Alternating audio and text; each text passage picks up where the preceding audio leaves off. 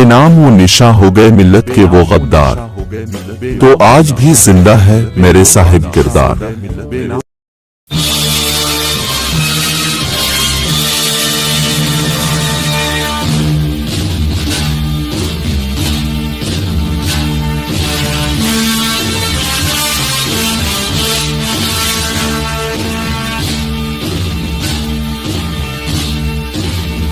अब तक 743 में हैदर अली ने मीर अली रजा खान की हमशीरा फातिमा बेगम से दूसरी शादी कर ली। हैदर अली को आम इंसानों की तरह औलाद नरीना की शदीद ख्वाहिश थी, मगर 8 साल गुजर जाने के बाद भी इसका यह ख्वाब शर्मिंदा ताबीर नहीं हुआ था। अब आगे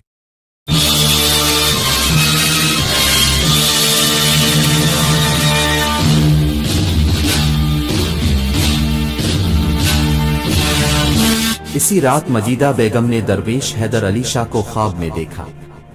बुजुर्ग निहायत मेहरबान लीजे में फरमा रहे थे, हैदर अली से कहो कि वो टीपू मस्तान के दरबार में हाजिरी दे, फिर इसे सुकून मिल जाएगा। इस बशारत के बाद हैदर अली बसद एहतराम व अकीदत अरकात पहुंचा और हजरत टीपू मस्तान के मजार पर हाजिर हुआ। उसने गिरिया बिजरी के साथ वो दुआ की जो हजरत ज़िक्रिया अलैहि अस्सलाम निस्फ शब के सन्नाटे में मांगा करते थे, ए मेरे रब, मुझे तन्हा न छोड़ के तो बेहतर वारिस देने वाला है। फिर 1752 में दीवन हिली के मकाम पर हैदर अली के यहाँ एक खूबसूरत लड़का पैदा हुआ। दीवन हिली शुमाल मशरिक की जानिब बंगलोर से 22 मील दूर एक मशहूर कस्बा है। हैदर अली ने हजरत तुमस्तान की निस्बत से अपने बेटे का नाम फतह अली टीपू सुल्तान रखा। टीपू सुल्तान की पैदाइश के वक्त हैदर अली एक आम फौजी अफसर था, लेकिन बेटे की विलादत की खुशी में उसने अपनी हैसियत से बढ़कर जश्न मनाया। इस तकरीब में वजीर आजम मैसूर नंदराज भी बानफस नफीस शरीक हुआ। उसने हैदर अली को बहुत से कीमती तोहफे दिए और अपने हाथ से टीपू सुल्तान को सोने का एक खूबसूरत हार पहनाया। फिर बड़े पुरजोश लहजे में अपने फौजी अफसर को मुबारकबाद देते हुए कहा, हैदर अली, भगवान ने तुझे तेरी जिंदगी की सबसे बड़ी दौलत बख्श दी कि इस दौलत के बगैर इंसान अधूरा है। आज तो मुकम्मल हो गया। मैं तेरी इस खुशी में अपने जज्बों की सच्चाई के साथ शरीक हूँ। तेरे बेटे पर हमेशा देवताओं का साया रहे। वजीर आजम नंदुर्राज अपनी मजहबी रस्मों के मुताबिक टीपू सुल्तान को दराजी उम्र और बुलंद इकबाली की दुआएं दे रहा था, मगर हैदर अली के चेहरे पर उदासी छाई हुई थी। नंदुर्राज ने इसका सबब पूछा तो वो खामोश न रह सका। मैंने इस तकरीब में शिरकत के लिए महाराज से भी दरख्वास्त की थी, मगर ना वो खुद तशरीफ लाए और ना अपने किसी नुमाइंदे को भेजा। हैदर अली के लीजे से कर्ब नुमाया था। उन्हें मेरी खुशी और हौसला अफजाई के लिए हर हाल में यहाँ आना था। उनके महल से मेरे मकान तक का फासला ही कितना है? बिलफर्ज ये फासला ज्यादा भी होता तो इससे क्या फर्क पड़ता?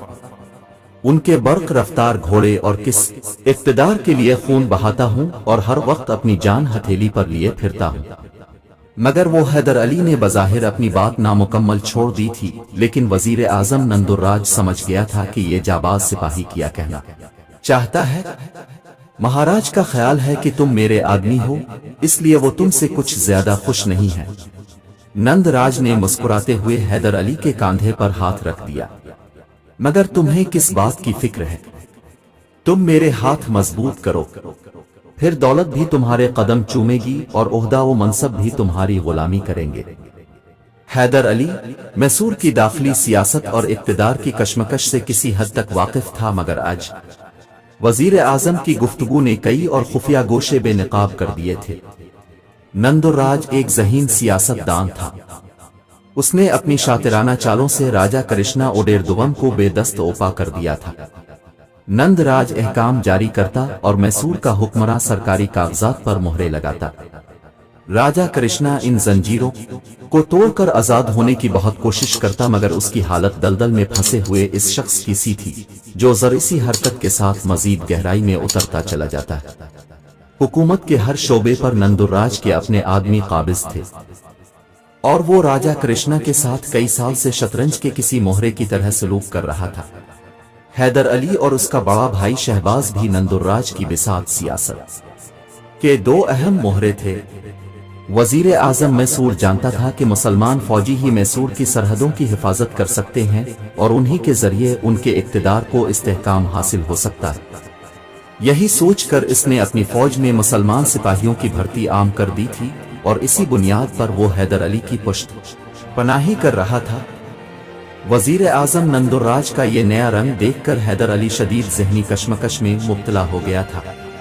वो दो आकाओं के दरमियान घिरा हुआ एक अदना खिदमतगार था और हर आता इसे अपनी जात के लिए वफादार रहने पर मजबूर कर रहा था। एक हैदर अली की समात में राजा कृष्णा के वो अल्फाज गूंजने लगे जब मैसूर के हुक्मरान ने मुलाजमत के बाद इससे बड़े राजदाराना लहजे में कहा था, हैदर अली, मैं जानता हूं कि तुम मुसलमान हो और एक मुसलमान किसी भी हालत में बददियानत नहीं होता।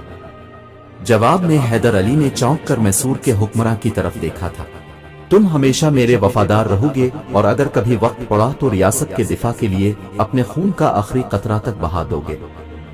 राजा कृष्णा ने एक एक लफ्ज पर जोर देते हुए कहा था, मैं एक सिपाही के फराइज से बखूबी आगाह हूं। हैदर अली ने जवाबन कहा था, बुलंद-ओ-बांग दावे करना एक सिपाही का शियार नहीं होता। फिर भी अब देखेंगे कि मैं रियासत मैसूर की खिदमत किस तरह करता हूं। गोया हैदर अली ने राजा कृष्णा के सामने अपनी वफादारी का हलफ अलिफाटे लिया था। फिर जब हैदर अली राजा की खलवत से बाहर आया था तो वजीर आजम नंदुर्राज ने इसे तन्हाई में तलब करते हुए वही अल्फाज दोहराए थे, तुम मैसूर की दाखिली सियासत के पेच ओ खम में उलझने के बजाय सिर्फ मेरे वफादार रहोगे। मैं रियासत का निगरान आला हूं, इसलिए मेरी वफादारी दरअसल रियासत ही की वफादारी है। हैदर अली ने अपनी मुलाजमत के आगाज में राजा कृष्णा और वजीर आजम नंदुर्राज की बातों को महज एक रस्मी कार्रवाई से ताबीर किया था, मगर जैसे जैसे दिन गुजरते गए इसे अंदाजा होता चला गया कि मैसूर की हुदूद के अंदर भी एक जंग छड़ी हुई है और इस जंग में राजा कृष्णा और नंदराज दो तरीफोहे की मानिंद एक दूसरे के मुकाबिल सफ आ रहा है। फिर आहिस्ता आहिस्ता राजा कृष्णा पसपा होता चला गया।